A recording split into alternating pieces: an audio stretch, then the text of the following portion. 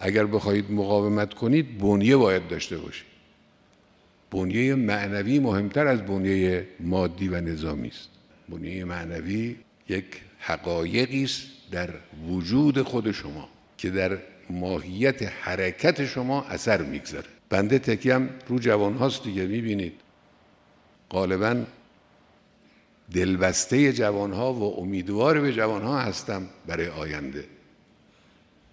منتها اون جوانی که میتوانه پیشران حرکت عظیم کشور به سوی تمدن نوین اسلامی باشه، چه جور جوانی؟ جوانی که با انگیزه است، با ایمان است،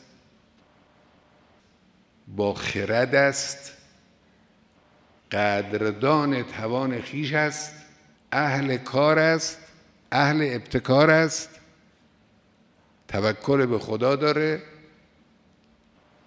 اعتماد به نفس داره. درست نقطه مقابل اون چه که دشمن در مورد جوانهای ما میخواد. دشمن میخواد جوانهای کشور ما بی ایمان باشن، بی امید باشن، اسیر شهوات باشن، تنبل باشن، نق بزنن، کار نکنند، دچار اعتیاد باشن، شکننده باشن. کارهایی که دارن رو جوانهای ما انجام میدن هدفش این هاست.